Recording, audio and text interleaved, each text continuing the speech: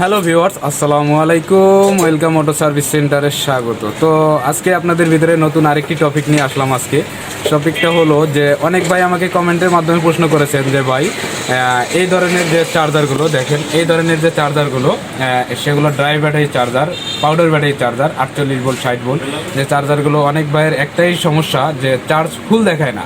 Charge দেখা যায় যে রাত্রে লাগাই দিয়ে আসে, সকালে যায় দেখে চার্জ নিতেই আসে, ব্যাটারি গরম করে ফেলে।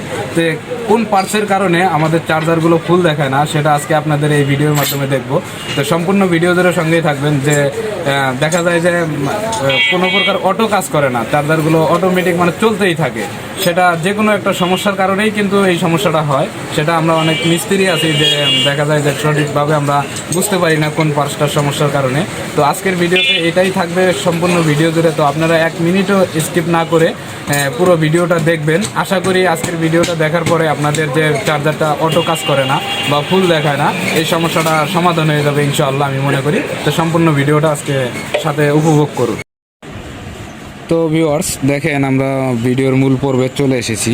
তো এই ধরনের যে চার্জারগুলো থাকে সেগুলো দেখা যায় যে আমাদের অটোটা বন্ধ হয়ে যায়, অনেক সময় চার্জার হিট হয়ে যায়, অনেক সময় কাজ করে না। ব্যাটারি যদি সমস্যা থাকে সেটা ভিন্ন কথা, ব্যাটারির বয়স হয়ে গেলে দেখা যায় ব্যাটারি ফেটে গেছে, সেই ক্ষেত্রে ব্যাটারি গরম হবে, সেটাই স্বাভাবিক, ব্যাটারি ফুল হবে না, সেটা হলো ভিন্ন কথা। কিন্তু ব্যাটারি নতুন অথচ চার্জারে ফুল দেখায় না, সেটা হলো চার্জারের সমস্যা। সেই সমস্যাটা কি, অনেক সময় আমরা মাপে আসে না, মাপে ধরা যায় না। সেজন্য কিন্তু আমাদের আন্দাজে অনেক কাজ করতে হয় যে কোন পার্টসটার কারণে কোন কাজটা হয়। এগুলো যদি আমরা জানতে পারি সেই ক্ষেত্রে দেখা যায় যে মাপে আসুক বা না আসুক ওইটা কোনো বিষয় না। তো আমরা আইডিয়ার উপরে যদি পার্টস পাল্টাই সেই ক্ষেত্রে আমাদের সমস্যাটা সমাধান হবে। তার আগে মূলত আমাদেরকে বুঝতে হবে যে এখানে চার্জারগুলো প্রত্যেকটা পার্টসের ভিন্ন ভিন্ন রকমের কাজ আছে। যেমন এখানে এই যে 3842 বা 3862 3852 নাম্বার যে আইসিগুলো থাকে এগুলো বলা হয় পাওয়ার আইসি। তো এগুলো যেহেতু পাওয়ার আইসি, এটা এসি পাওয়ার আইসি, এটা এসি সাইটের পাওয়ার হ্যান্ডেল করে সে ডিসিতে প্রোভাইড করে, ট্রানজিস্টরের মাধ্যমে, এই ফ্যাটের মাধ্যমে কিন্তু ডিসিতে প্রোভাইড করে। সেক্ষেত্রে এখানে ডিসি আবার মনে করেন যে একটা পাওয়ার তৈরি করে, এই যে আইসিটা দেখতেছেন এটা ডিসি পাওয়ার আইসি। এই আইসিটা কিন্তু ডিসি পাওয়ার আইসি। যখন এই আইসিটা খারাপ থাকবে তখন ডিসিতে আপনাদের লাইনটা আসবে না। এসি লাইন ঠিকই দিবে কিন্তু পাওয়ার জমা থাকবে না, কিন্তু ডিসিতে লাইনটা আসবে না, অনেক সময় বাতি লাফাবে ফালাবে। কিন্তু মূল কথা যেটা, যে চার্জারটা ফুল দেখায় না।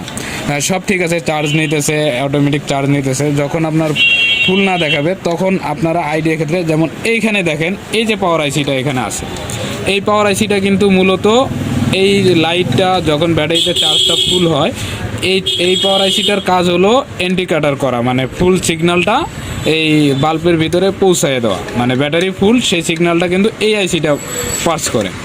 তো যখন আপনাদের ফুল চার্জ হবে না, অনেক সময় মাপে ঠিক দেখাবে, আপনারা যদি মাপামাপি করেন মিটার দিয়ে যদি মাপেন সেই ক্ষেত্রে দেখা যাবে যে ফুল দেখাবে।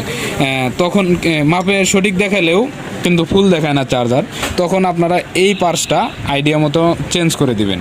যে এই পাওয়ার আইসিটা যখন আপনারা চেঞ্জ করবেন, অবশ্যই একটা ভালো মানের বোর্ড থেকে, যে বোর্ডটা ভালো আছে, হয়তো এসি সাইড খারাপ, এসি সাইডের সমস্যার কারণে আপনারা বোর্ডটা বাতিল করছেন, অবশ্যই এই ধরনের পার্টসগুলো নতুন কিনে লাগাবেন না।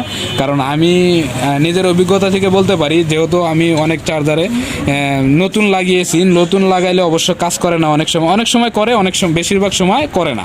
তো এই ধরনের সার্কিট থেকে যখন আপনারা দেখেন এই সার্কিটটাই কিন্তু এই আইসিটা নাই, এই যেহেতু এই পাওয়ার আইসি ডিসি পাওয়ার আইসি আছে, এসি পাওয়ার আইসি আছে, কিন্তু চার্জারে যে ইন্ডিকেটর করবে এই পার্টসটা কিন্তু এখানে নাই, যার কারণে এই চার্জারটা ফুল দেখাবে না। যখন আপনারা সেম অন্য একটা বোর্ড থেকে আপনারা ভালো, যেমন এসি সাইড সমস্যা হয়ে গেছে, বোর্ডটা আর উঠবে না, সেই বোর্ড থেকে আপনারা ডিসি এই পাওয়ার আইসিটা নেবেন, ইন্ডিকেটর পাওয়ার আইসিটা এটাকে আমরা বলে থাকি। তো যখন এই আইসিটা লাগাবেন তখন চার্জার ইনশাল্লাহ ফুল দেখাবে, আমার দীর্ঘ বিশ্বাস। যদি নতুন নিয়ে লাগান সেটা গ্যারান্টিযুক্ত হবে না, সেটা হতেও পারে নাও হতে পারে। যখন আপনার পুরাতন আরেকটা সেম বোর্ড থেকে নেবেন, অবশ্যই দেখে নেবেন যে আইসিটা আপনাদের কালো হয়েছে কিনা, ভালো আছে কিনা, চোখের দেখায় এইসব কাজ করতে হয়। তো ওইভাবে যদি আপনারা করেন তো আমি মনে করি চার্জারটা তখন ফুল দেখাবে। আসলে মূল কারিশমা কিন্তু এই পার্টসটারই, এই পার্টসটাই কিন্তু চার্জারে ইন্ডিকেট করে দেয় যে বাতিতে যখন ব্যাটারিটি ফুল হয় তখন কিন্তু এই পার্টসের মাধ্যমে এই আইসিটার মাধ্যমেই কিন্তু বাতিটা সিগন্যাল দেবে যে আমি ব্যাটারি ফুল হয়ে গেছে, তো এখন আর নিবে না। সেটা যদি আপনাদের 24 ঘন্টাও লাগানোও থাকে চার্জারটা, ব্যাটারি আপনাদের ক্ষতি হবে না। এখন যদি এই চার্জারটাই সেম চার্জার যদি এখন লাগাই দেয়, চার্জ নেবে, সমস্যা নাই, সারা রাতই চার্জ নেবে, চার্জও হবে, কিন্তু ফুল দেখাবে না।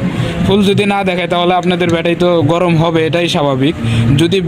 যদি আপনাদের সমস্যা থাকে, ব্যাটারি ফুলে যায় বা ফেটে যায়, সেই ক্ষেত্রে ব্যাটারি যদি আইসি লাগানো থাকে, চার্জার পারফেক্টও থাকে, তখন ফুল দেখাবে না, সেটা ভিন্ন কথা। কিন্তু ব্যাটারি নতুন অথচ চার্জ ফুল দেখায় না, সেটা কিন্তু মূলত এই বিষয়টার কারণেই। তো আশা করি যে আপনাদের এই ভিডিও থেকে একটু হলেও উপকার হতে পারে, আমার দীর্ঘ বিশ্বাস।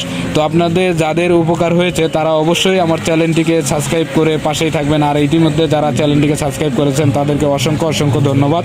তো আজকের ভিডিওটা এই পর্যন্তই ছিল। ধন্যবাদ এতক্ষণ সম্পূর্ণ ভিডিওটি দেখার জন্য। তো আসসালামু আলাইকুম ওয়া রাহমাতুল্লাহি ওয়া বারাকাতুহু।